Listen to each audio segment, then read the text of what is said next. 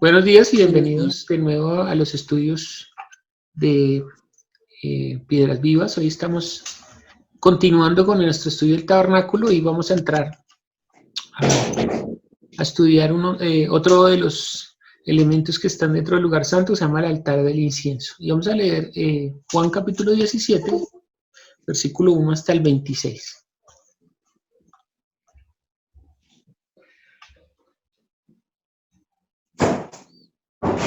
Lee por favor el 1 al 13, yo leo del 14 al 26. Dice así: Estas cosas habló Jesús y levantando los ojos al cielo dijo: Padre, la hora ha llegado, glorifica a tu Hijo para que también tu Hijo te glorifique a ti. Como le has dado potestad sobre toda carne para que dé vida eterna a todos los que le diste, y esta es la vida eterna, que te conozcan a ti, el único Dios verdadero, y a Jesucristo a quien has enviado. Yo te he glorificado en la tierra, he acabado la obra que me diste que hiciese. Ahora pues, Padre, glorifícame tú al lado tuyo con aquella gloria que tuve contigo antes que el mundo fuese. He manifestado tu nombre a los hombres que del mundo me diste. Tuyos eran y me los diste y han guardado tu palabra. Ahora han conocido que todas las cosas que me has dado proceden de ti, porque las palabras que me diste les he dado y ellos las recibieron y han conocido verdaderamente que salí de ti y han creído que tú me enviaste. Yo ruego por ellos, no ruego por el mundo, sino por los que me diste, porque tuyos son.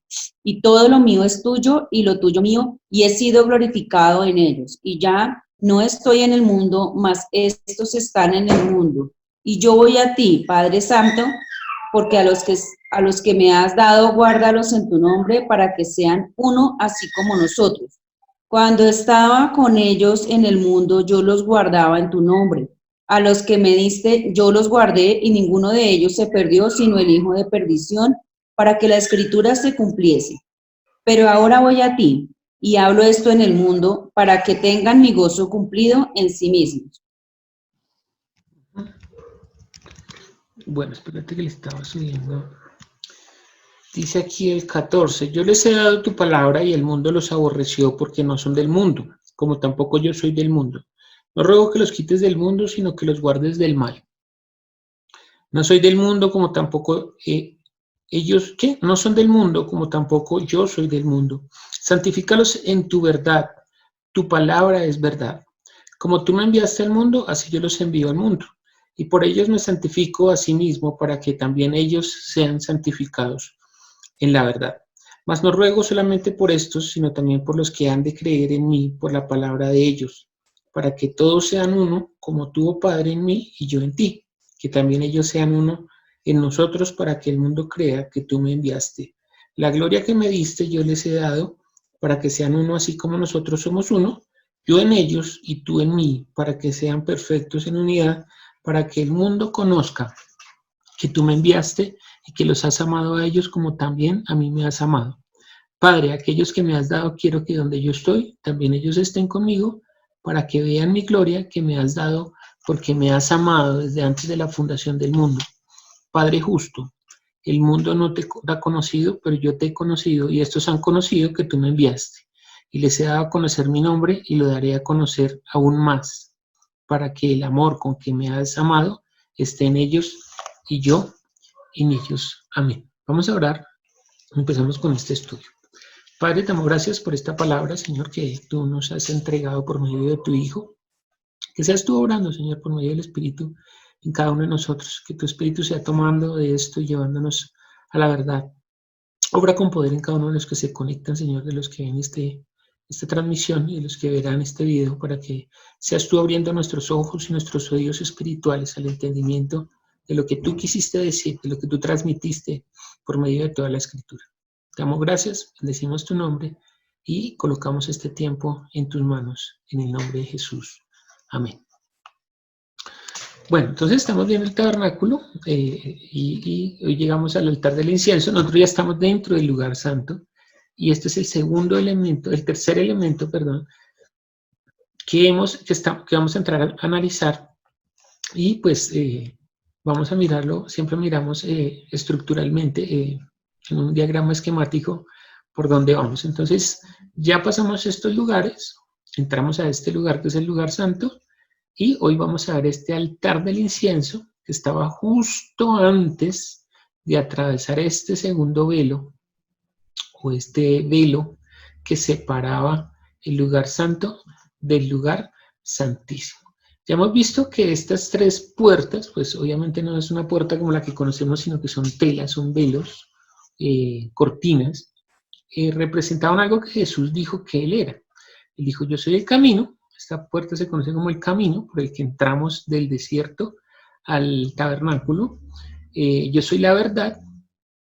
Sería esta cortina o este lugar para entrar al lugar donde en este momento estamos. Y esta cortina que se conocía como la vida.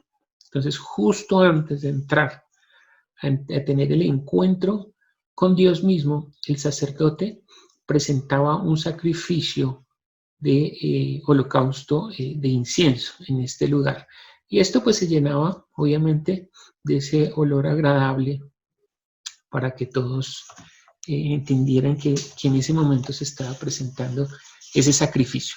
Entonces vamos a leer Éxodo capítulo 30, versículo 1 al 10, donde nos indica cómo era ese altar del incienso. Siempre miramos, mediante la escritura, pues cómo es que Dios, porque Dios es el que está ordenando cómo se construyen todas las cosas de acuerdo a un modelo que le mostró a Moisés.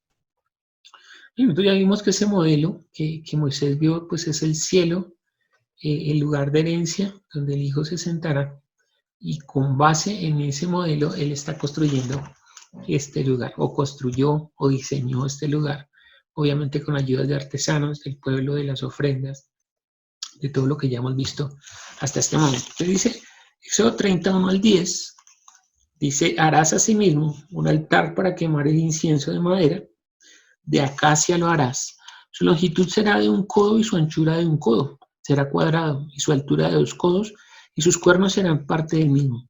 Y lo cubrirás de oro puro, su cubierta, sus paredes en derredor y sus cuernos le harás en derredor una cornisa de oro y le harás también 2 anillos de oro debajo de su cornisa a sus 2 esquinas a ambos lados suyos, para meter las varas que serán con que serán llevados.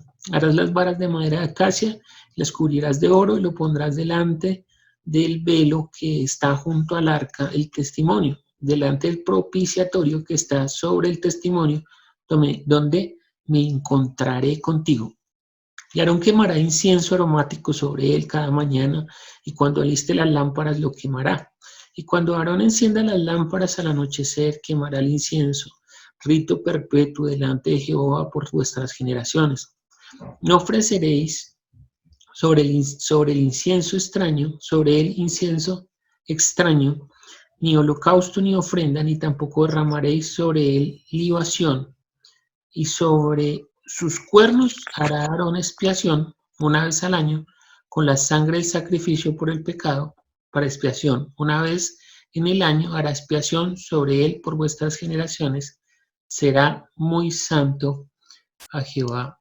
Amén. Entonces, estamos viendo que lo que dice el Señor acá es que este mobiliario o este lugar que se llama el altar de incienso, pues era el último de los sacrificios que se hacía antes de pasar a tener el encuentro con Dios.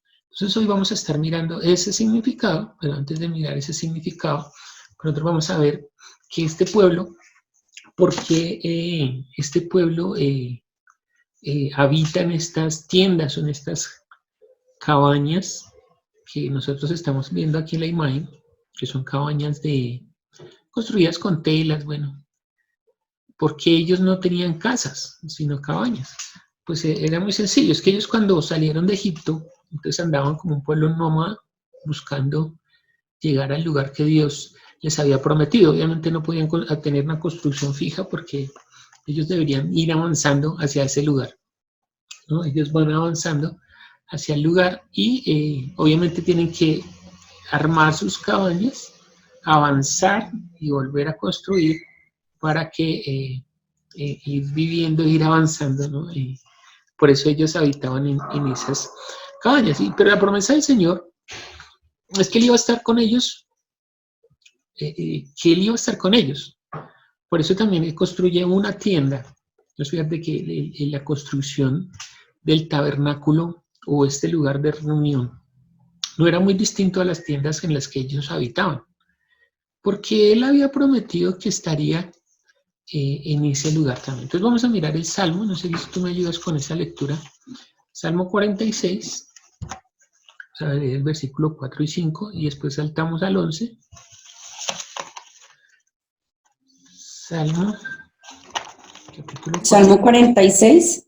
Sí.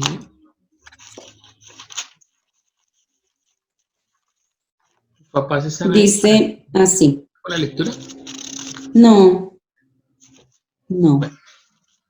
Dice, del río, sus corrientes alegran la ciudad de Dios, el santuario de las moradas del Altísimo.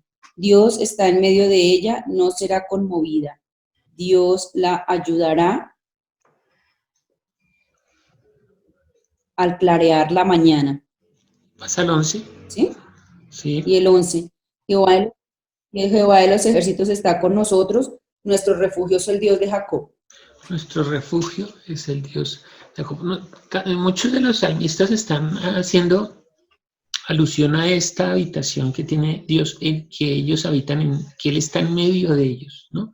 Y esta referencia de que está en medio, pues está haciendo, está mostrando que las cabañas de ellos, de las tribus, se hacían alrededor del tabernáculo donde habitaba Dios, y Él estaba literalmente en el medio, ¿no?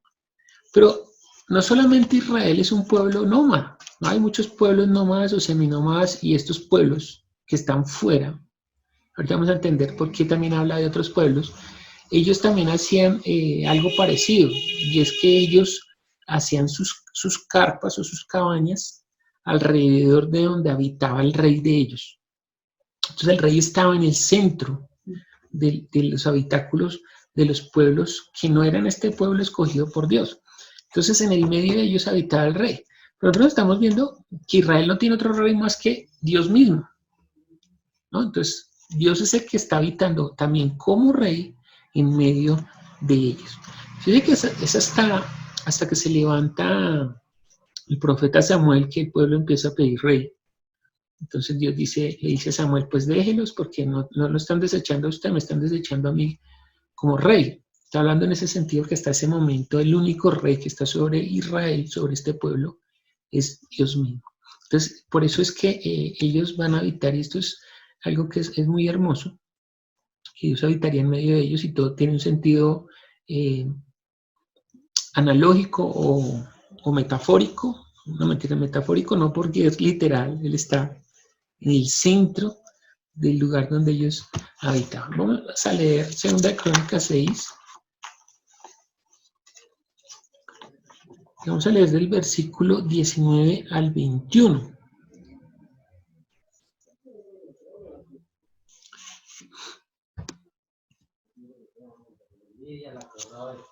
Entonces ahí está la estructura. Esta estructura ya la habíamos mirado.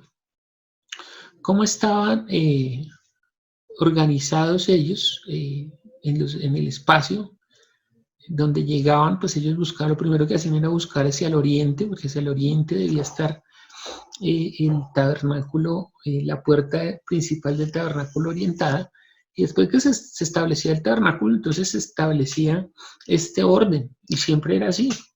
Cuando llegaban a un lugar, entonces cada tribu debía habitar con los componentes o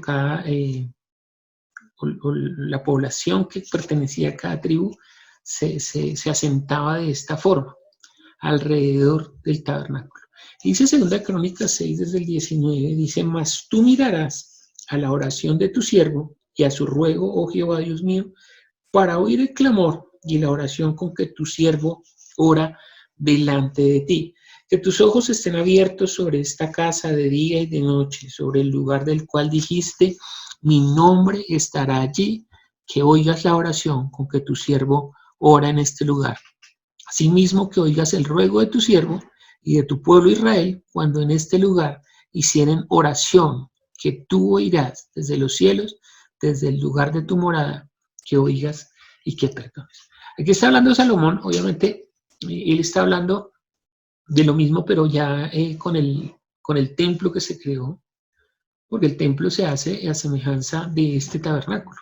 Y cuando él crea este templo, pues está hablando de esta oración que se presenta y que Dios, que habitaba en medio de ellos, siempre escucharía esa oración del siervo cuando este siervo se presentara en este lugar. Él dice, que oigas la oración con que tu siervo ora en este lugar. ¿Por qué era importante ese lugar? Porque en este lugar se guardaba su nombre. No era el lugar donde se guardaba el nombre. Entonces, por eso había tanto celo para presentar los sacrificios, porque ahí estaba la presencia de Dios, ahí se guardaba su nombre, donde se guardaba su palabra, y obviamente ahí estaba la presencia de Dios, donde ellos podían tener el encuentro con Dios mismo. Entonces, ahí se introduce algo que es la oración. Entonces, él dice, escucha la oración. Y eso nos introduce a lo que representaría este altar del incienso. Pero antes de ir a esto, debemos ver que este lugar que representaba el cielo de los cielos, pues era un lugar que era exclusivo para ellos. Entonces este lugar donde venía a habitar Dios y su pueblo, pues era un lugar que era, si lo pudiéramos decir, confinado espiritualmente para ellos, pero afuera de este lugar o fuera de esta estructura estaba el lugar de los gentiles o las naciones, ¿no? O las otras, o los otros habitantes de la tierra, porque en ese momento pues obviamente hay más habitantes de la tierra, pero Dios está teniendo el encuentro y está mostrando, dándose a conocer solo a este pueblo. Entonces, estas naciones están fuera, están lejos de Dios. Eso representaría, ¿no?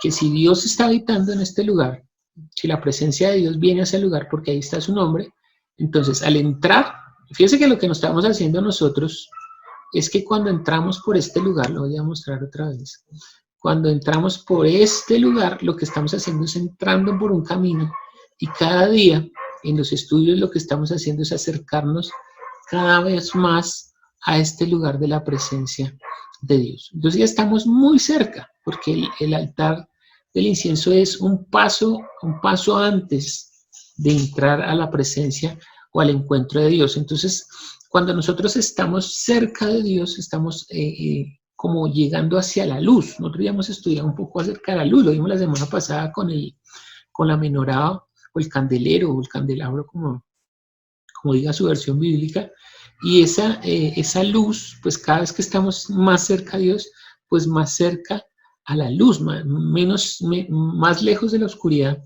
y más cerca de la luz. Ya entendemos que la luz representa la vida, por eso esa puerta que es cruzar al otro lado hacia el lugar santísimo se llamaba la vida, esa puerta la reconocían como la vida. No recuerdo cómo se dice en hebreo, pero eso lo entendían como la vida. O sea, el cruzar al otro lado era el lugar de la vida. Y ellos están haciendo eso. Cada vez que entraban estaban muy cerca de Dios. Eso quiere decir que los pueblos estaban diametralmente opuestos a esta relación que establecía Dios con su pueblo. Entonces, estar lejos representaría la oscuridad. Entonces, fíjese que hay un lugar que es para ellos, confinado para ellos, donde Dios se manifiesta a ellos, que es el lugar de la luz, pero hay un lugar afuera, que son las naciones, o el lugar de los gentiles. Esto lo vamos a entender cuando miramos bueno, los que están viendo el seminario, después, ya cuando miremos segundo semestre, se va a entender un poco más acerca de esto, del lugar de los gentiles o las naciones, que es afuera, y que el pueblo o los escogidos están adentro. Entonces ese lugar es el lugar de la luz. Y obviamente lo que está diciendo Salomón es que cuando el sumo sacerdote, porque eso estaba dice en Éxodo que estaba destinado para Aarón, que era pues el que representaría al sumo sacerdote, el que presentaría porque él es el único que puede cruzar al otro lado, ¿sí? Aunque los sacerdotes prestaban servicios en el atrio y en el lugar santo, realmente el único que podía cruzar al otro lado era el sumo sacerdote. Entonces, entendiendo esto, podemos mirar también acerca de la oración, que es lo que representa este altar del incienso. Entonces, este altar del incienso es parte del mobiliario. Esta es más o menos la estructura que nos estaba describiendo Moisés cuando Dios le dijo que tenía una cornisa que era de un codo por un codo y de 2 codos. Realmente es un mobiliario que es pequeño, ¿no? Porque un codo más o menos son 45 centímetros.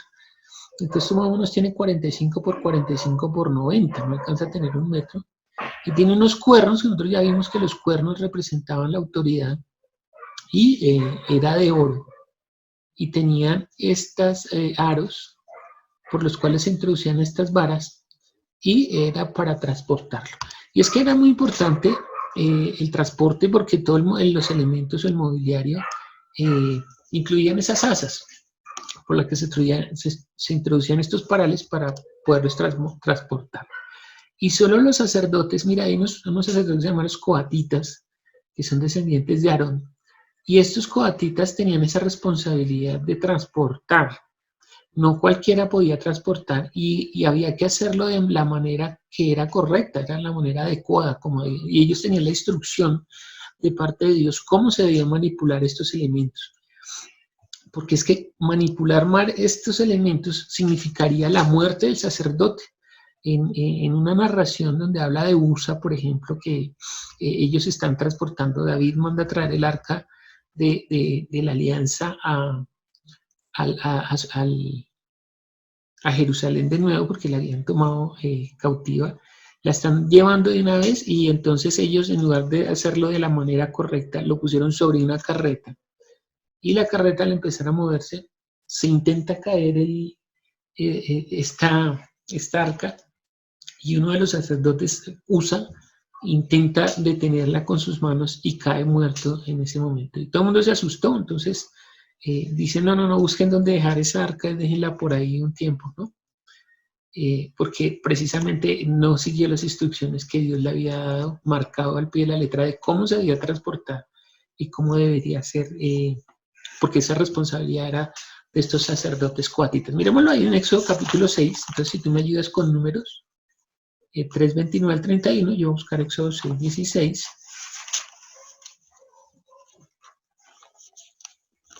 ¿Números qué? 3:29 al 31, ahí está en la pantalla. Es que casi no veía. ¿No me estás escuchando? No, que casi no veía no Perdón. veía acá el Yo texto. entendí que casi no te oí, casi no lo vi. Bueno, aquí dice, Éxodo 6:16 dice, estos son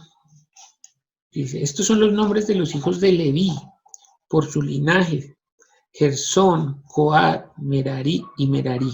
Y los años de la vida de Leví fueron 137 años. Entonces mira, y después dice, y los hijos de Coat, Amram, Israt, Hebrón, Uziel, y los años de la vida de Coat. Bueno, está hablando de la genealogía de donde vendrían, el sacerdocio viene de los levitas, y dice que de Leví iba a nacer un hijo que se llamaba Coat, y a Coat se le da esa responsabilidad, o a estos coatitas. ¿Qué dice Números 3:29 al 31? 3:29. Las familias de los hijos de Coat acamparán al lado del tabernáculo al sur, y el jefe del linaje de las familias de Coat, Elifasán, hijo de Uziel. A cargo de ellos estarán el arca, la mesa, el candelero, los altares, los utensilios del santuario con que ministran, y el velo con todo su servicio. ¿Hasta el qué? 31. Hasta ahí. Sí.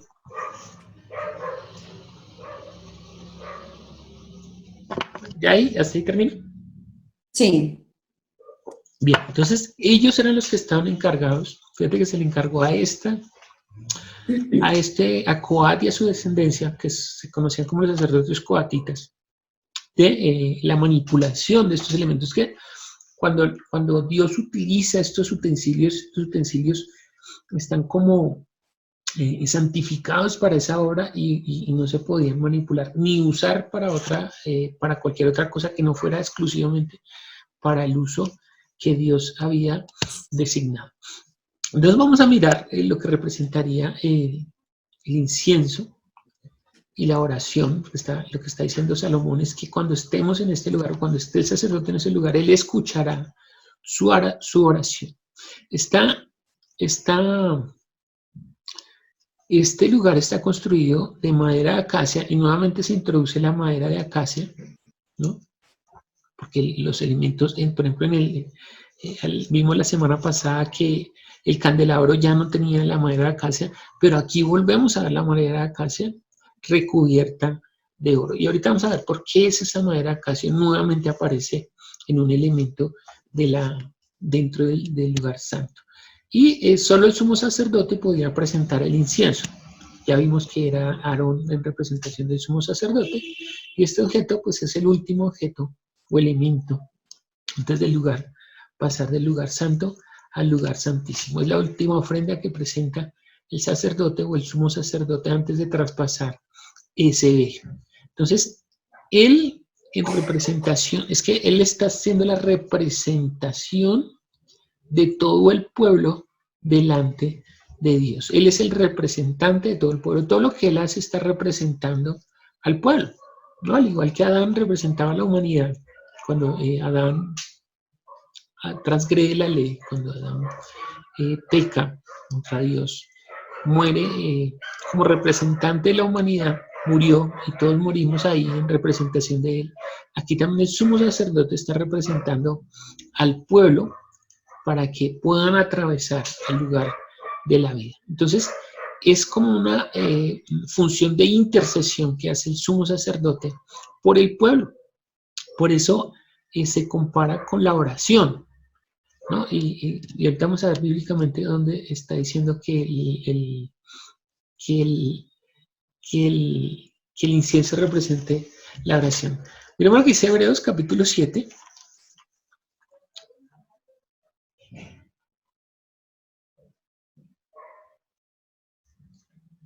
Hebreos capítulo 7. Y vamos a leer del 22 hasta el 25.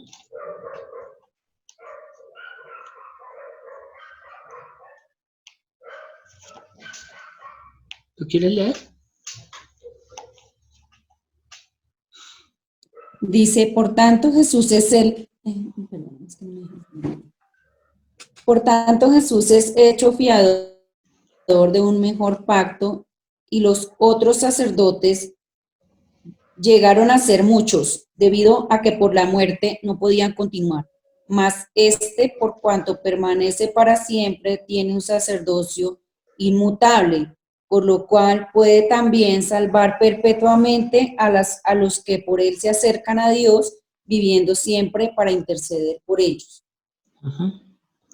Siempre para interceder. Entonces fíjate que lo que sucedía era que, pues obviamente, cada vez que moría un sacerdote, pues lo sucedía a uno en su genealogía, porque pues ellos obviamente morían a cierta edad y tenía que otro continuar con ese oficio. Pero aquí está diciendo que el sacerdocio del Señor Jesús es un sacerdocio que permanece para siempre y que es inmutable, ¿no? Pero lo más importante, dice que Él, por lo cual puede también salvar perpetuamente a los que por Él se acercan a Dios, viviendo siempre para interceder por ellos. Fíjate que ese sacerdocio que representa a Jesús es un sacerdocio de intercesión. Cuando hablamos de la intercesión, obviamente estamos hablando de la oración de intercesión. Entonces, eso representaba ese lugar que Jesús, el sumo sacerdote, estaba intercediendo por nosotros delante del Padre. Entonces, ese sacerdocio es inmutable, permanece para siempre. Como sumo sacerdote, Él está intercediendo a nuestro favor. Miremos lo que dice Juan 14, si tú me ayudas con ese, Juan 14, 12 al 14, y vamos a mirar cómo era el ministerio del Señor Jesús durante su paso por esta tierra.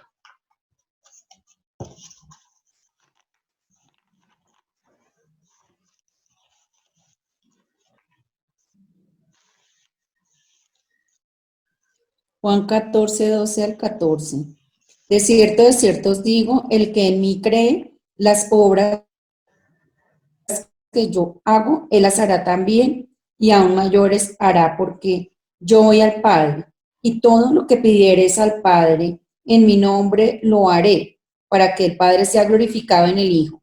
Si algo pidiereis en mi nombre, yo lo haré. Fíjese que él está mostrándole como una intercesión delante del Padre por nosotros, ¿no? Aún en este tiempo. Entonces dice, yo voy al Padre y todo lo que pidan en mi nombre yo lo haré porque yo estoy delante del Padre. Entonces él está intercediendo por nosotros. Y es que toda la vida ministerial del Señor estaba acompañada de una oración intensa. Mira que dice Marcos 1:35, dice, levantándose muy de mañana, siendo aún muy oscuro, salió y se fue a un lugar desierto y allí oraba. Era una costumbre que él tenía de salir muy de mañana y orar. Ahora vamos a mirar lo que dice Lucas 6, 12 y 13. Lucas 6,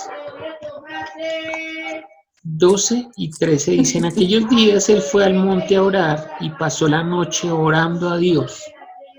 Y cuando era de día, llamó a sus discípulos y escogió a 12 de ellos, a los cuales también llamó apóstoles. El Señor siempre está en oración continua delante del Padre para tomar decisiones. Eso representaría este altar o este incienso, y va a ser más específica la escritura ahorita cuando miremos acerca de la oración. Pero es muy importante la oración dentro del servicio. Nosotros ya hemos visto que para estar en este lugar había que entrar por medio del servicio y que era como el objetivo de ser sacerdote, de estar en ese lugar sirviendo a Dios. Pero aún estos sacerdotes, para entrar a la presencia de Dios, pues tenían que presentar este incienso que estamos viendo que representa la oración. Entonces, el Señor Jesús es nuestro mediador durante todo el camino hasta acá. Durante todo el camino Él está acompañándonos y nosotros estamos viendo que la sombra de este altar es que Él antes del lugar santísimo, o sea, este evento, que es el sumo sacerdote, justo antes de entrar al lugar santísimo, que ya vimos que ese lugar santísimo, como se le mostró a Moisés, pues representaba el cielo de los cielos, o el lugar de herencia al cual el sumo sacerdote, solamente el sumo sacerdote podía acceder. Entonces Jesús, como nuestro sumo sacerdote, Él entró al lugar santísimo y justo antes de hacerlo, Él está intercediendo por nosotros. Y eso lo leímos pues cuando leímos Juan 17, pues todo Juan 17 es una oración de Jesús delante del Padre por sus discípulos y por los que habrían de creer. Entonces Él está haciendo esa intercesión, es como si Él estuviera parado delante de este altar del incienso, intercediendo por nosotros justo antes de pasar al lugar de la herencia o al lugar santísimo donde Él está habitando en este momento. Por eso le dice al Señor, Señor, que donde yo esté, yo quiero que ellos también estén. Entonces Él no solamente entró, sino que abrió ese camino, después lo vamos a ver cuando miremos este velo, que en la muerte de Jesús, en la crucifixión, en el templo se rompió ese velo y ya le da acceso no solamente a los sacerdotes, al sumo sacerdote, sino a todo el sacerdocio, y nosotros somos ese real sacerdocio que Dios compró o que Dios constituyó por medio de su sangre. Entonces ahí en Juan 17, desde el 6 al 20, dice, he manifestado tu nombre a los hombres que del mundo me diste, tuyos eran y me los diste y han guardado tu palabra. Ahora han conocido que todas las cosas que me has dado proceden de ti, porque las palabras que me diste les he dado y ellos las recibieron y han conocido verdaderamente que salí de ti y han creído que tú me enviaste. Yo ruego por ellos, no ruego por el mundo, sino por los que me diste, porque tuyos son, y todo lo mío es tuyo, lo tuyo es mío, y ha sido glorificado en ellos. Y ya no estoy en el mundo, mas estos están en el mundo, y yo voy a ti, Padre Santo, a los que me has dado, guárdalos en tu nombre para que sean uno, así como nosotros somos uno. Cuando estaba con ellos en el mundo, yo los guardaba en tu nombre y los que me diste, yo los guardé y ninguno de ellos se perdió, sino el hijo de perdición para que la escritura se cumpliese, pero ahora voy a ti y hablo esto en el mundo para que tengan mi gozo cumplido en sí mismos. Yo les he dado tu palabra y el mundo los aborreció porque no son del mundo, como tampoco yo soy del mundo. No ruego que los quites del mundo, sino que los guardes del mal. No son del mundo, como tampoco yo soy del mundo. Santifícalos en tu verdad. Tu palabra es verdad. Como tú me enviaste al mundo, así yo los he enviado al mundo, y por ellos yo me santifico a mí mismo, para que también ellos sean santificados en la verdad. Mas no ruego solamente por estos, sino también por los que han de creer en mí, por la palabra de ellos. Entonces, fíjese que el Señor lo que está haciendo es que está orando, está haciendo una intercesión no solamente por estos, los que no solamente por estos que han creído, sino por los que habrán de creer en él. Pero fíjate que está haciendo como un paralelo entre los que son de él y los que son del mundo. Y nosotros vimos, empezando el estudio, que hay un lugar afuera que se llama las naciones o el lugar de los gentiles, que es afuera. Entonces él dice, mire, no pido por ellos, sino por los que están dentro. Sí, obviamente está pidiendo inicialmente por los que están dentro. Pero la función de estos que están adentro es ganar los que están afuera. Por eso dice que Él se santifica para santificarlos en su verdad. Pero también pide o ruega o intercede por los que habrán de creer por estos. Entonces está comprometiendo a los que están adentro para que prediquen a los que están afuera y crean la palabra y también entren a este lugar. Entonces es muy, muy hermoso ver cómo el Señor Jesús está cumpliendo este propósito en el altar. Y ahora sí vamos a ver pues que dentro del tabernáculo el sacerdote, y esta parte es muy importante, ¿no? Porque a veces dentro de algunas denominaciones pues no se habla de estas cosas, ¿no? Sino solamente que todo lo que Dios hace por nosotros es dulce, agradable, nunca vas a sufrir, bueno, etcétera. Pero lo que vamos a ver es que dentro del tabernáculo el sacerdote hacía dos cosas. Una era, cuando vimos hace como 20 días, en la mesa de los panes de la proposición, el sacerdote cada 7 días debía reemplazar los panes. Y los panes que reemplazaba, él debía comerlos dentro de este lugar. Entonces, cuando se quema el incienso, pues el incienso es un aroma agradable, pero el sabor del incienso es amargo. Y él tenía que comer estos panes con ese olor, pero también con ese sabor que produce ese incienso al comerse el pan. ¿Y qué representaría esto? Entonces, si me ayudas con Lucas 22:31, yo voy a buscar el Salmo 126:6. 22:31.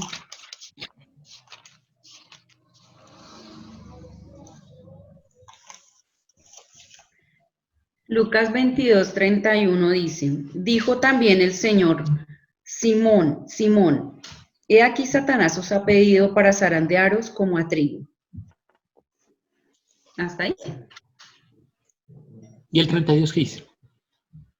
Pero yo he rogado por ti que tu fe no falte y tú, una vez vuelto, confirma a tus hermanos.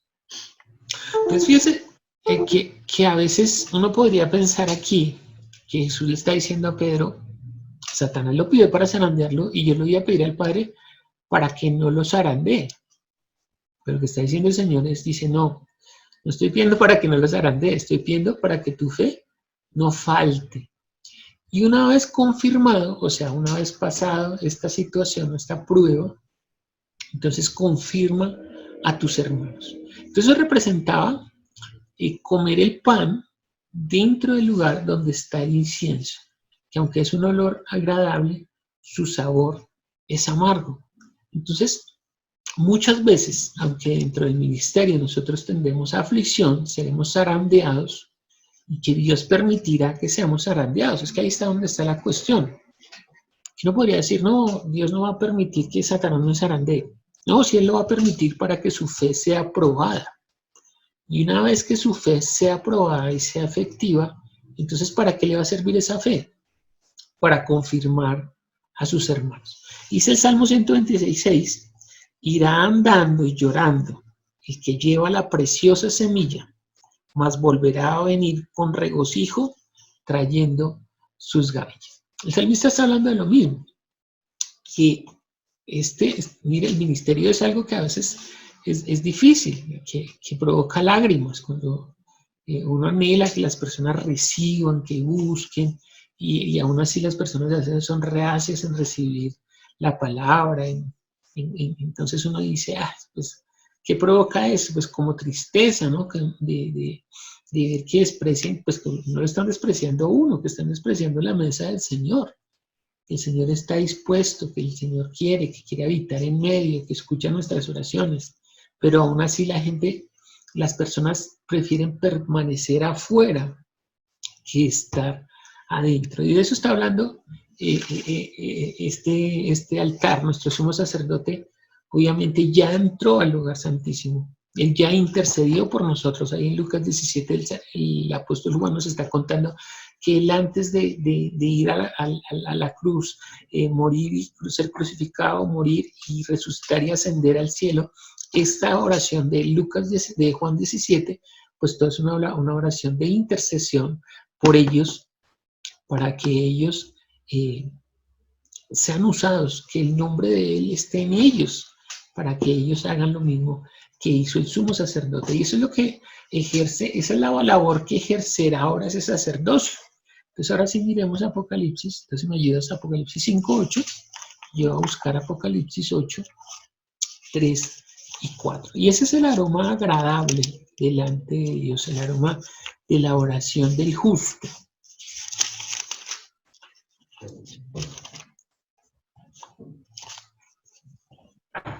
Apocalipsis 5:8. 5:8. Y cuando uno, sí. Dale. Cuando hubo tomado el libro, los 4 seres vivientes y los 24 ancianos se postraron delante del Cordero. Todos tenían arpas y copas de oro llenas de incienso, que son las oraciones de los santos. Las oraciones de los Santos. Entonces fíjate que ahora esa labor la está ejerciendo el real sacerdocio o el pueblo adquirido por Dios. Es que ejerce esa labor de intercesión, de levantar ese incienso. Entonces fíjese que cuando nosotros estamos viendo en el antiguo pacto, este incienso que físicamente existía, entonces era un incienso físico que se quemaba y que al quemarse producía ese aroma, que ascendía.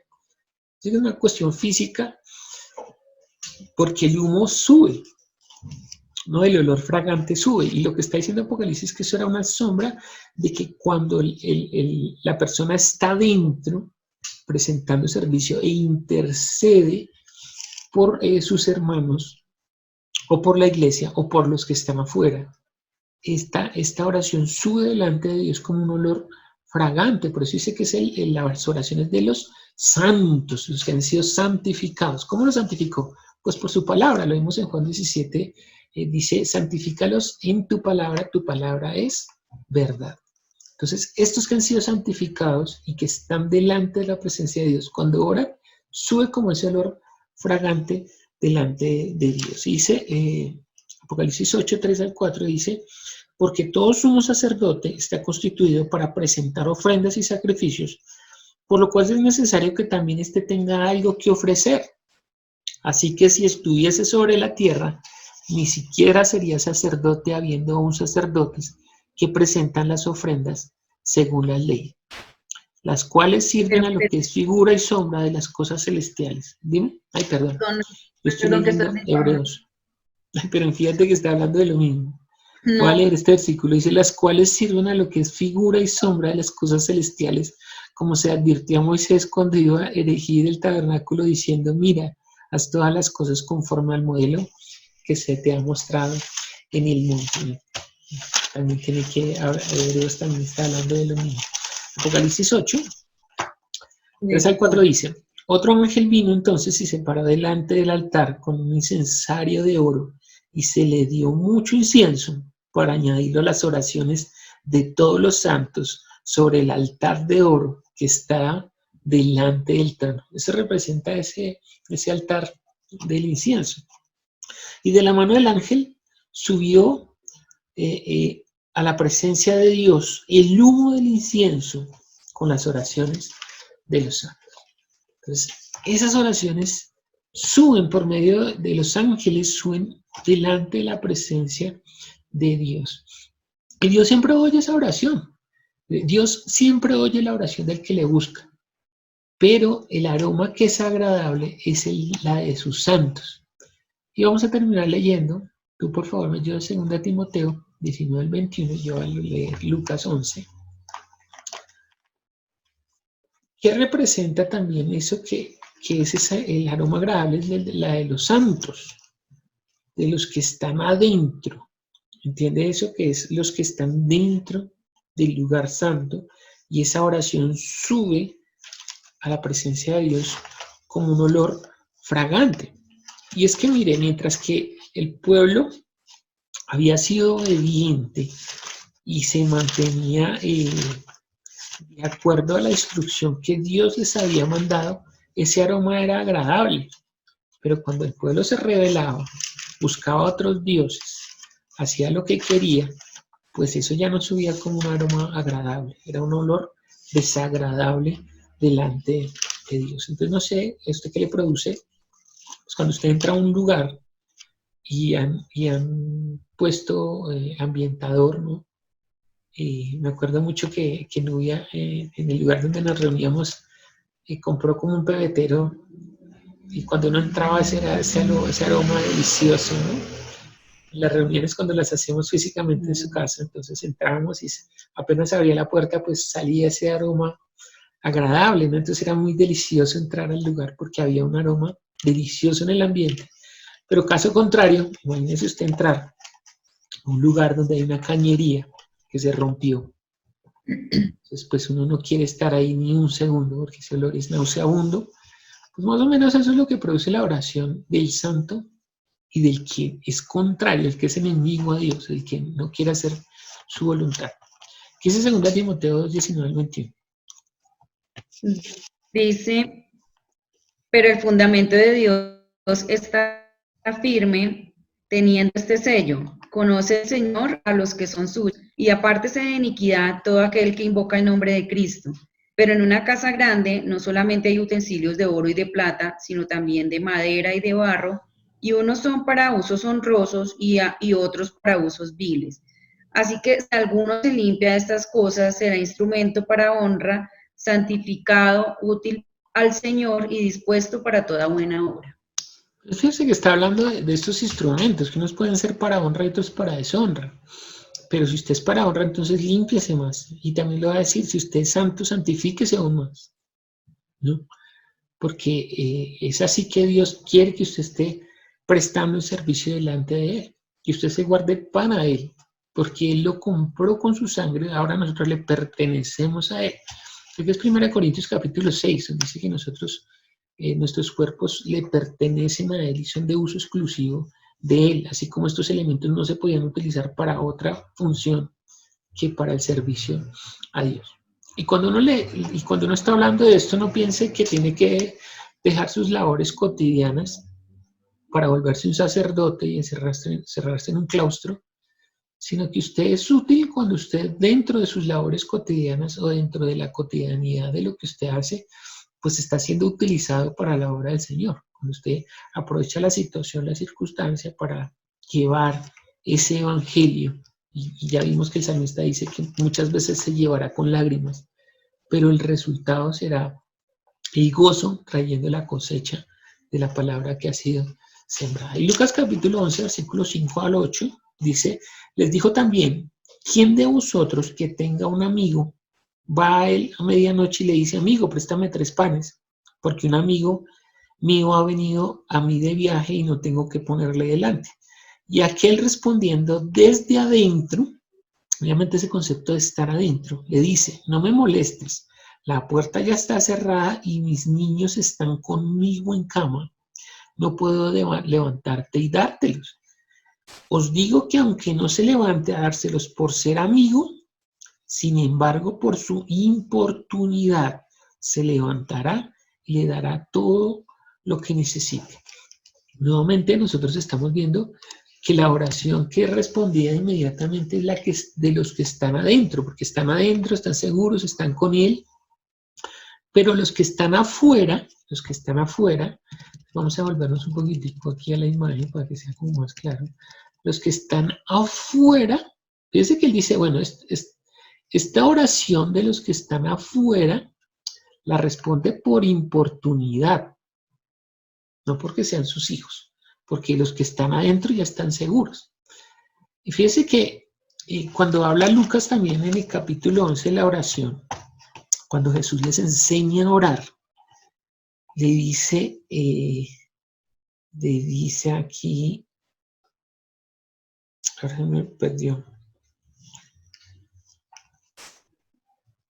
Dice, aconteció que estaba Jesús orando en un lugar y cuando terminó uno de los discípulos le dijo, Señor, enséñanos a orar como también Juan enseñó a orar a sus discípulos. Y él les dijo, cuando oréis decid, Padre nuestro que estás en los cielos, santificado sea tu nombre, venga tu reino, hágase tu voluntad como en el cielo, así también en la tierra.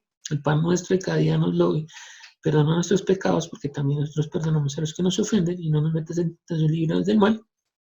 Les dijo también, ¿quién de vosotros que tenga un amigo va a medianoche? Ah, bueno, ahí dice entonces es en Mateo 6, estaba confundido, Mateo 6, donde también habla de la oración, dice cuando oréis, ahí sí es en Mateo 6, versículo 5, dice cuando oréis, no seáis como los hipócritas, porque ellos aman al orar en pie en las sinagogas y en las esquinas de las calles para ser vistos por los hombres, de cierto os digo que ya tienen su recompensa. Mas tú cuando ores, entra en tu aposento, está hablando de lo mismo, mira, entra en tu aposento, o sea, entra en este lugar, entra a tu aposento y cerrada la puerta, ora a tu Padre que está en el secreto y tu Padre que te ve en el secreto te recompensará en público. Y orando no uséis vanas repeticiones como los que, como los gentiles, mire, como la gente que está afuera. No use vanas repeticiones como la gente que está afuera. ¿Sabe por qué les responde el Señor? Por importunidad, porque se vuelven canzones con su pedidera. Por eso les responde, pero ellos están afuera. Entonces dice, no uses vanas repeticiones como los gentiles que piensan que por su palabrería serán oídos. Y no os hagáis pues semejantes a ellos, porque vuestro Padre sabe, mire, vuestro Padre aquí adentro, sabe de qué cosas tenéis necesidad antes de que vosotros las pidáis. Entonces, si no es hermoso que estar dentro, anhelar, buscar ese lugar, de estar bien cerquita a Dios, que ni siquiera usted tiene que pedir por lo que usted necesita, porque Dios ya sabe que tiene necesidad. Más bien ese incienso se convertirá en la intercesión de ustedes y mía como sacerdotes delante de Dios por los que están afuera, los que están en las naciones, para que también entren a este lugar y sean partícipes de la gracia que Dios designó por medio de su Hijo para todos los que en Él creen y los que guardan su nombre, o sea, los que guardan su palabra en su corazón. Entonces, ese era el estudio del día de hoy. El Señor nos ayude a estar siempre cerca de Él, a no apartarnos, siempre estar cerca y que Él tendrá cuidado de nosotros. Lo más espectacular es que dice, mire, es que usted, un padre le pide una cosa, no le va a dar otra, ¿no? No le va a hacer algo, no le va a dar algo que le cause daño. Todo lo que le da es bueno. Tiene cuidado de usted aún antes de que usted le pida.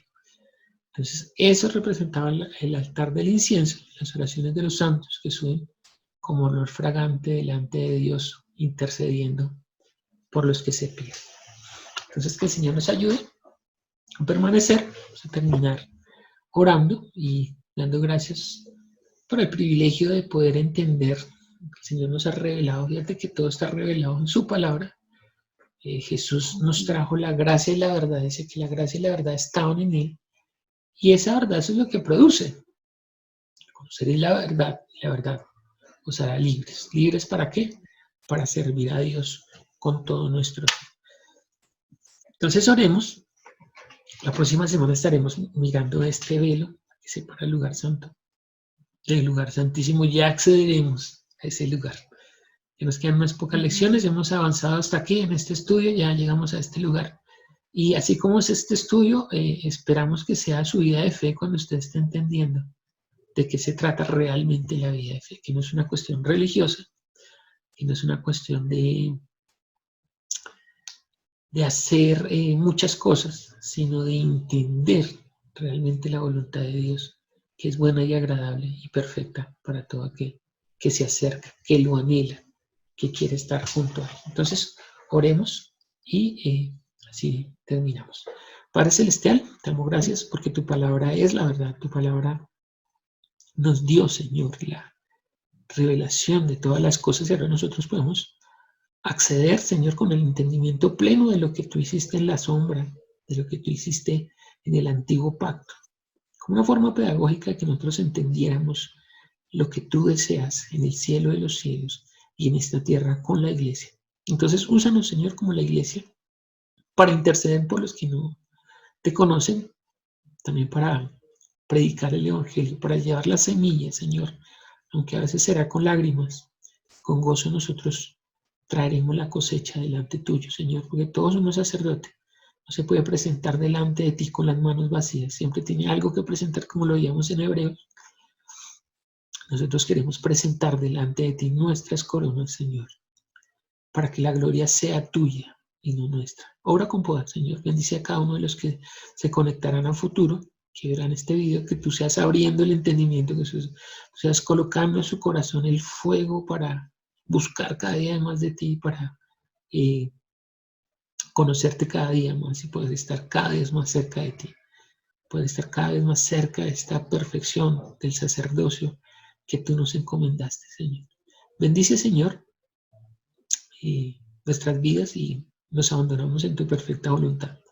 Te damos gracias en el nombre de Jesús. Amén.